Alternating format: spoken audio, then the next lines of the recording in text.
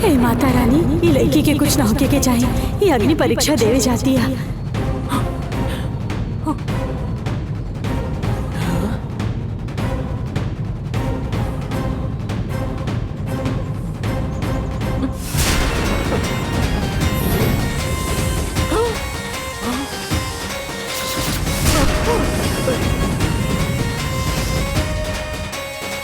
गंगा बनकर अग्नि परीक्षा देवे वाली नंदिनी रहल। खुद जहरीली नागिन बा एक हाथी एकरा पर कोनो असर ना भइल। हम छोड़ब ना तोहरा के।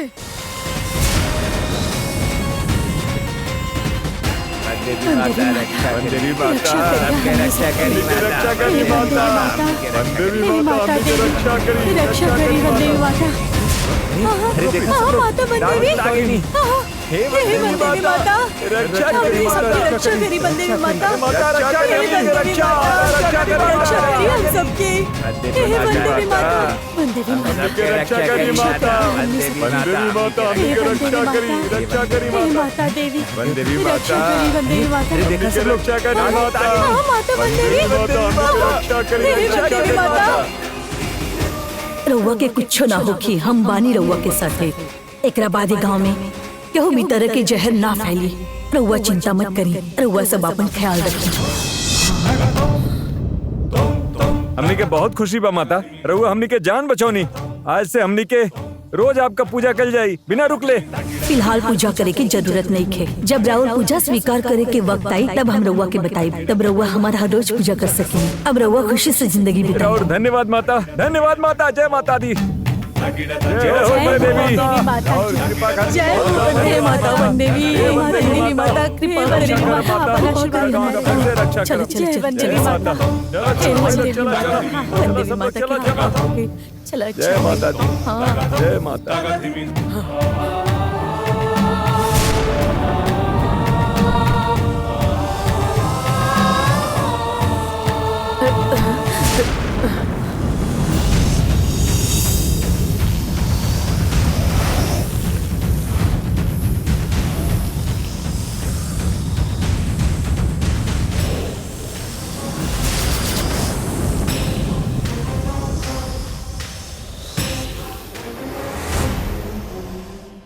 केहू जानबूझ के ये सब कइले बा, बाकी के कइले बा ई नहीं खे पता।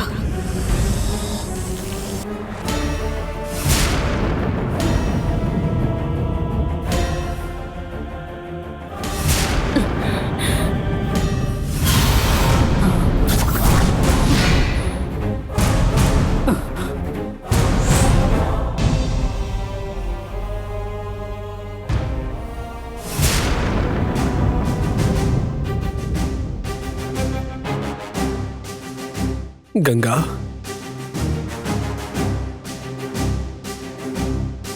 तू दोनों साथ में रह के कितना भी कोशिश करा, लेकिन वक्त तू दोनों के साथ में ना आए दे।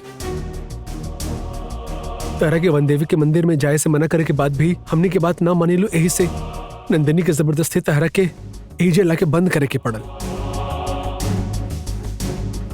नंदिनी जो करत बा वो गलत बा, फिर भी तारा के बचाए खातिर ओकर पास दूसरा रास्ता ना रहे, तो ओकरा के गलत मत समझा। हमके नंदिनी यहाँ गुनहगार की तरह कैद करके रख ले बिया। इतना सब होखे के बाद भी रउआ खाली नंदिनी की तरफदारी कर रहल बानी। एकर मतलब रउआ खाली नंदिनी के ही अपन बेटी मानत बानी। ये साफ साफ दिखाई दे रहल बा। हम तू दोनों में आज तक कभी भी भेदभाव न कईनी।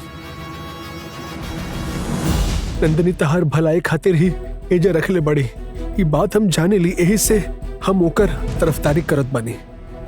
एमे नंदिनी कुछ गलत ना करत बा, तू भी गलत फहमी मत पाला। बहुत हो चुकल। रउआ अपन बड़ बेटी के वकालत मत करी। वनदेवी के मंदिर में हम बेवजह ना जात रहनी। गांव में जहर फैले की वजह से सब एक एक करके मरत जा रहल बड़े। ऐसन अग्नि परीक्षा होके के बाद सब ठीक हो जाई, ऐसन वनदेवी बतौले रहलस। वो अग्नि परीक्षा के दे ये तय करे खातिर देवी के सामने चिट्ठी डालल गई रहे। ओकर हमार नाम सामने आइल रहल। सरपंच जी खुद महल में आइल रहले हमके बुलावे खातिर। यही से हम वनदेवी के मंदिर में जात रहनी, लेकिन नंदिनी ता अपन बड़प्पन दिखावे चाहत रहली। यही से हमके यहाँ लाके बंद कर देहलस। गांव में लोग हमारा इंतजार करत बाड़े। सब लोगन के सामने धोखा भइल बा पिताजी। नंदिनी के ई बर्ताव की वजह से हम जे वन देवी के वचन देले रहनी वो हम पूरा ना कर पैनी और गाँव वालन के ना बचा सकनी। तू उनकरा के बचाना पहले ये बात के बुरा मत माना। तहार बदले ओहिजे नंदिनी गइल बिया, वो अग्नि परीक्षा देले होखी। देवी हमके बुलवले रहलस त ई काहे वहाँ गईली? कहे से कि बुलाए वाली देवी ना रहे ऐसा हमने के शक हा।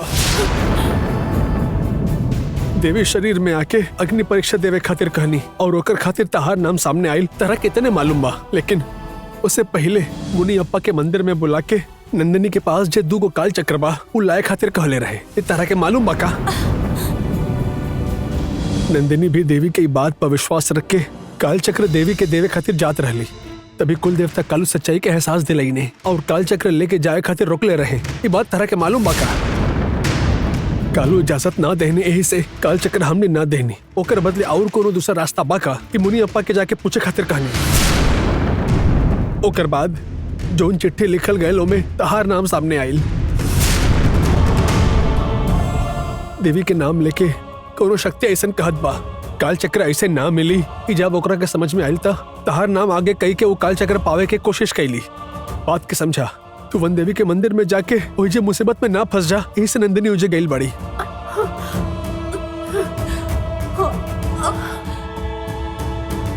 वो जब तक ना आ जाए तब तक तू शांत रहा। ओकर आई के बाद वो वन देवी के मंदिर में का भइल हमने के मालूम चल जाए। तब तक तू शांत रहा।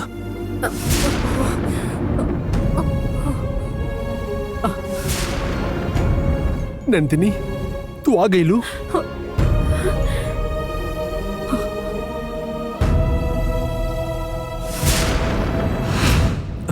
संभल कर का भइल? संभल के आराम से आराम से। का होता? हाँ का भइल बा बेटा?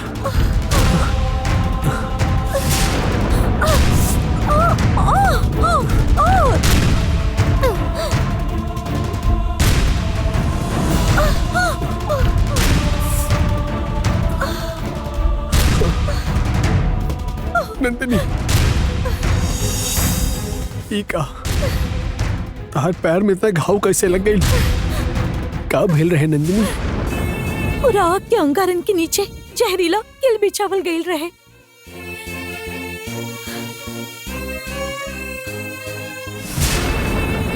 आग के अंगारन पर चलत बखत सारा जहरीला किल हमार पैर में चुभत रहले।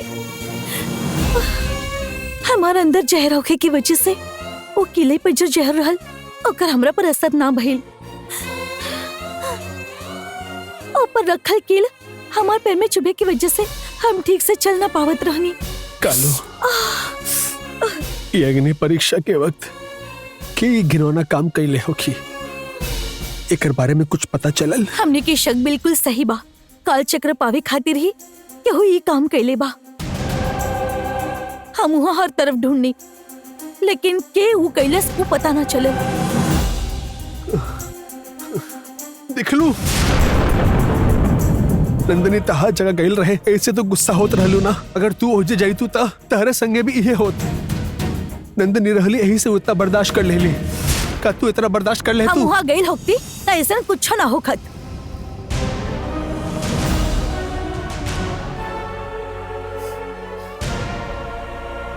जौन अग्नि परीक्षा में हमार नाम लिहल गइल रहे ए वहाँ जबरदस्ती पहुँच गईली। ऐसे वन देवी एकरा के सजा देहलस।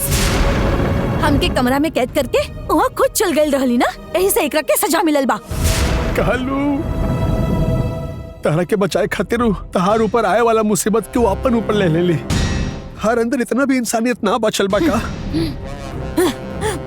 ये बोले वाली बिया तो वो एकरा के कितना भी समझाई ये समझे वाला में से नहीं खी।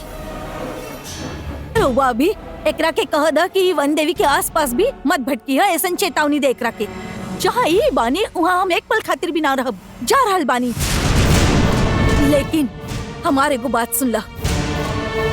हमारे पति और हमारे परिवार के तकलीफ देवे के तू कोशिश करत रहलू। ऐसे वन देवी अग्नि परीक्षा के जरिए तोहरा के सजा देहलस। ओकरा बाद भी यदि तू अपन फैसला ना बदलबू और हमारे पति और परिवार के ऐसा ने तकलीफ देत रहलू तो तू और मुसीबत में फंस जाइबू। हे भगवान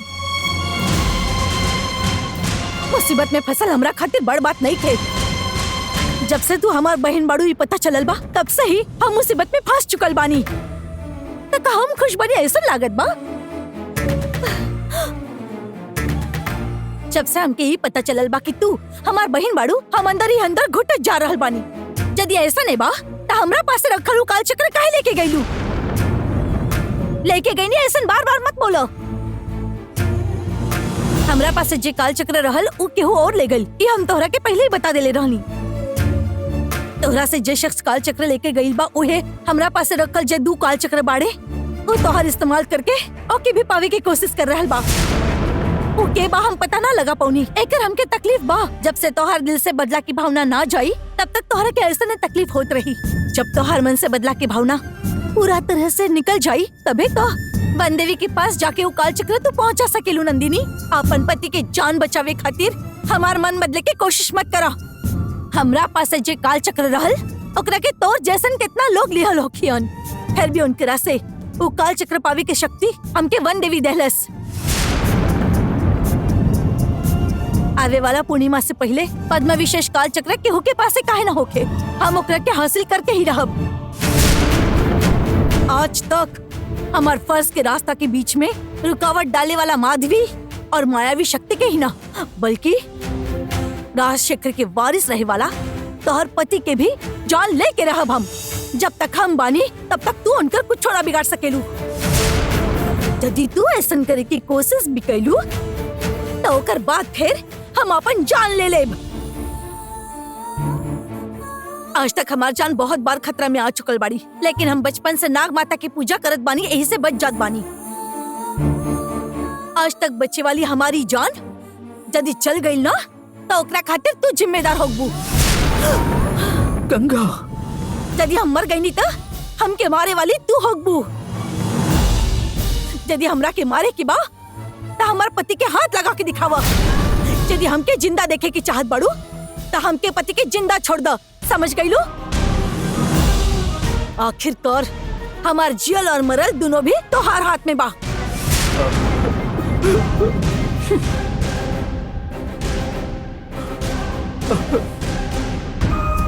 देख लो नंदिनी, वो कैसे बोल के चल गई, देख लो ना। कौनो भी हालत में तू ओकर मौत खातिर जिम्मेदार मत बना नंदिनी। हमके केहू के भी परवाह नहीं खे। हमार बहन के प्यार के खातिर हम अपन फर्ज में कमी न रहे दे। अब हमरा खातिर सिर्फ हमार लक्ष्य पूरा कईल ही जरूरी बा। हमरा खातिर हमार माँ के देहल वचन पूरा करल जरूरी बा। ओकरा खातिर जे कुछ भी करे के होखी हमू करब। और इस सब के बीच में आवे वाला रिश्ता नाता हमरा खातिर जरूरी नहीं खे। हमरा खातिर माँ के दिहल वचन पूरा कईल जरूरी बा। ओकरा खातिर जे कुछ भी करे के होखी हमू जरूर करब। और इस सब के बीच में आवे वाला रिश्ता नाता हमरा खातिर जरूरी नहीं खे।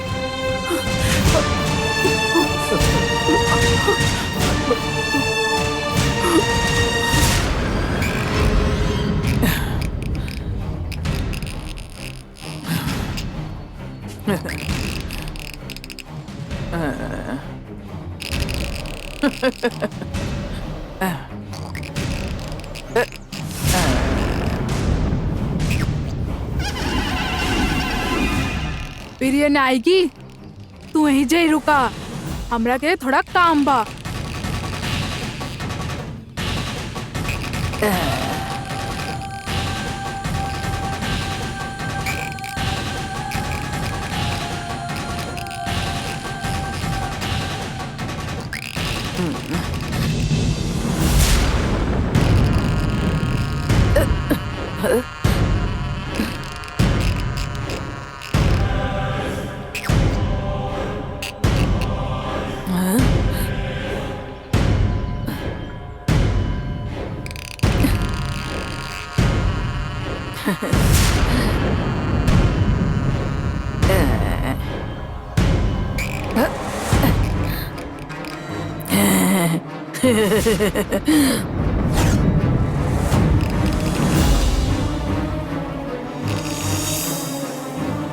ए नंदनी, तू गंगा के रूप लेकर यहाँ आयल रहलू और गंगा के बचा भी लहलू और बड़ी होशियारी से तू खुद भी बच निकलू का। तोहरा के लागत होई कि तू हमरा कब्जे से बच निकलू, लेकिन उल्टा और ज्यादा फंस गई बाड़ू तू। चाहे क्यों कितना भी चालाक होई, फिर भी एक गलती तो करबे करेला। वैसे तू एक गलती कैले बाड़ू, अब उहे के फायदा उठा के हम तोहरा के तकलीफ दे। तू जहाँ कहीं भी होबू हमसे ना बच पाईबू।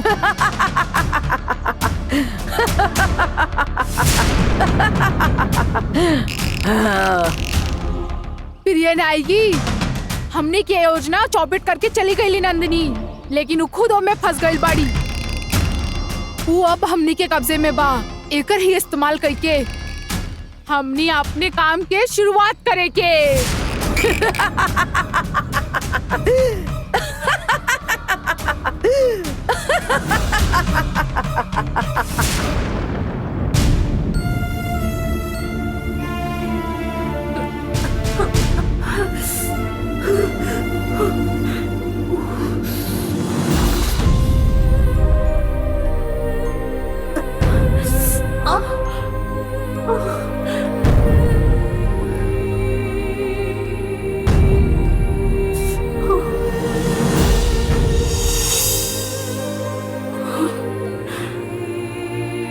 किला अंदर तक फंस चुकल बा। हाथ से निकलब तब बाहर ना आई। पैर के हल्दी के पानी में रखा, ये सब किला हम निकाल देब।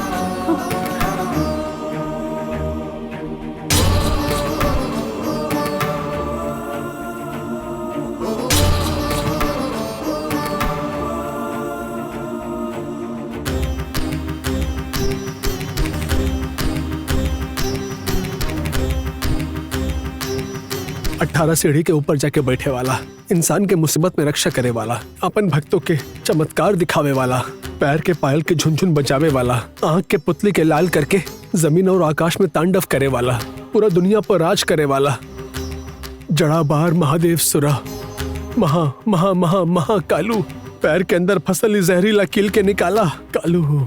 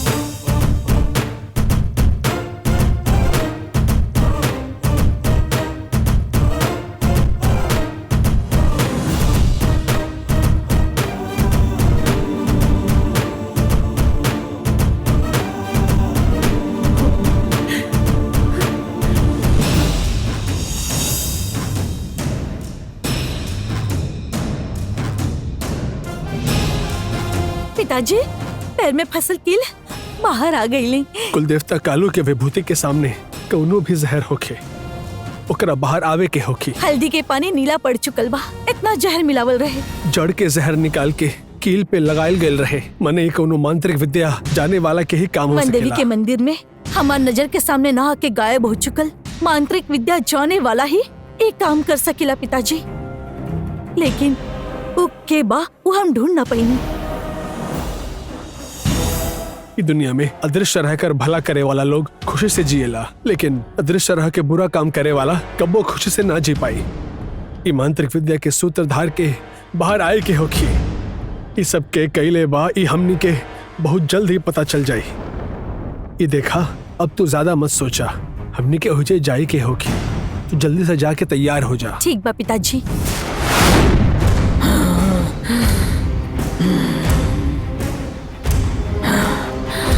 टमाटर कितने के देना? नहीं तो कम करा। खूब पसंद केला। नंदनी गंगा के रूप में यहाँ आकर अग्नि परीक्षा देलू और हमनी के योजना चौपट कर देलू। ये सब तू होशियारी से कह ले बाड़ू, लेकिन एक गलती तू कई देले बाड़ू। तोहर खून से सना हुआ इकील तू यहाँ छोड़ के चल गईलू। तोहरा के खत्म करे के इकील ही हमरा खातिर काफी बा। अब हम एकरा से का करब ऊ देखिया तू।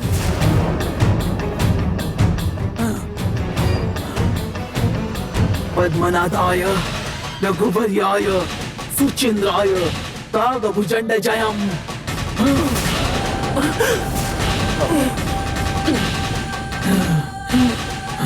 का भइल नंदिनी? कुछ समझ में ना आ रहल बा, चक्कर आ रहल बा। ठीक बा, चला।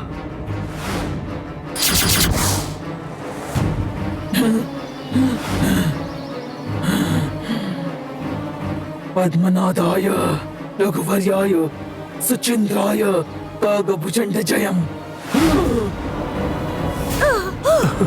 नंदिनी, क्या होता?